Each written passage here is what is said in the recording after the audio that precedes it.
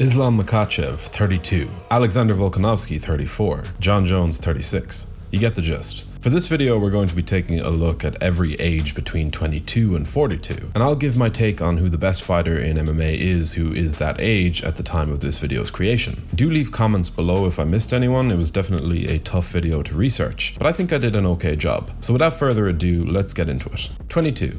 And to kick things off, we have Cameron Saaiman, a guy who did lose to Cillian Rodriguez last time around, but to be honest, I can still see this young bantamweight's potential very clearly. He's coming out of a solid gym in South Africa, and he's not going to hit his prime for years. Definitely one to keep an eye on. 23.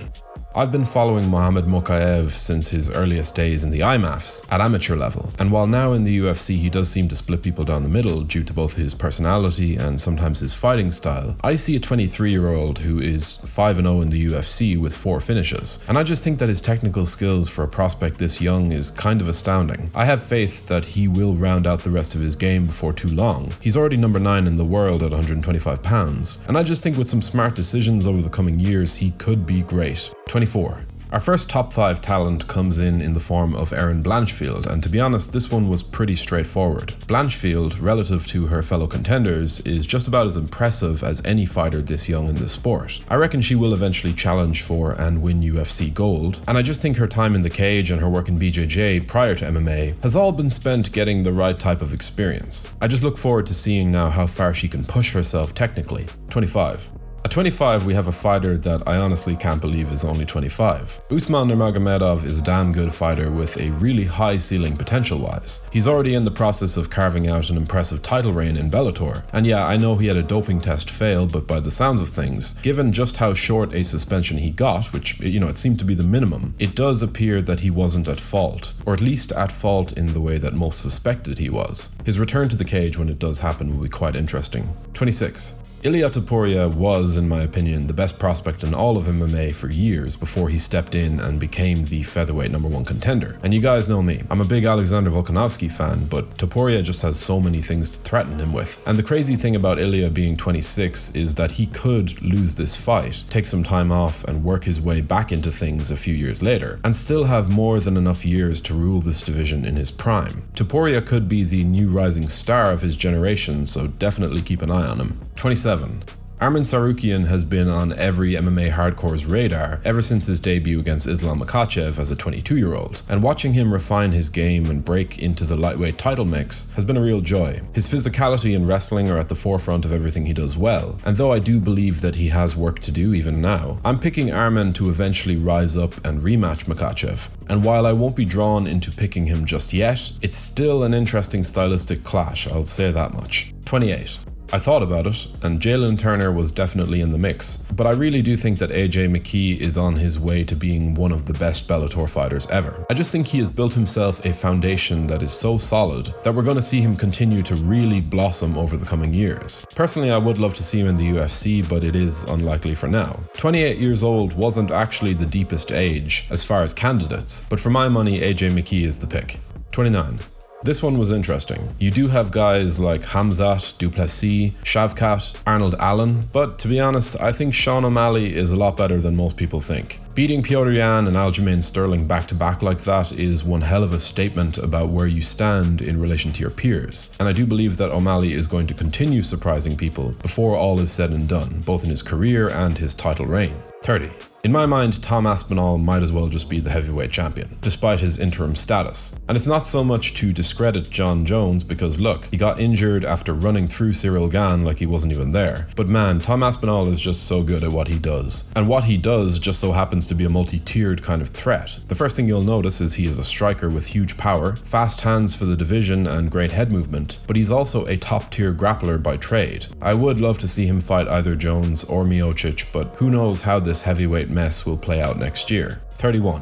31 wasn't quite as stacked as you might think. Corey Sandhagen, Magomed Ankalaev, Sean Brady, Yuri Prohashka, Pavlovich. There were a few elite guys in there, but Personally, I do think that Yair Rodriguez is the best fighter of the lot, especially considering that he's in the featherweight division. He was competitive in there with Volkanovski up until he wasn't, and I always feel like he's just a few adjustments and improvements away from really stepping his levels up, and seeing his growth over the years leads me to believe that he's not done just yet. On a quick side note, if you're enjoying this content, be sure to let us know in the comment section below, subscribe if you haven't already, and hit the like button if the mood strikes. Anyway, back to the video. 32. This one was easy. Islam Makhachev is the best fighter in the sport right now, and he has shown himself to be an athlete who is still very clearly improving, growing more and more well-rounded with each passing appearance. There's no controversy here, so let's just move on. 33.